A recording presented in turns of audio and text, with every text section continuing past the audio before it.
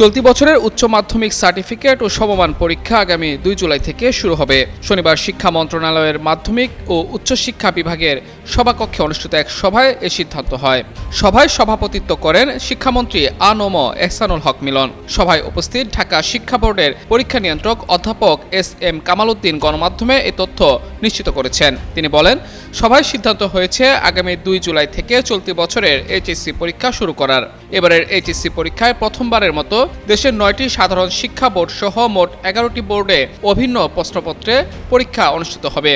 এর আগে মাদ্রাসা ও কারিগরি শিক্ষা বোর্ডে অভিন্ন প্রশ্নপত্র থাকলেও সাধারণ বোর্ডগুলোতে আলাদা আলাদা প্রশ্নে পরীক্ষা হতো।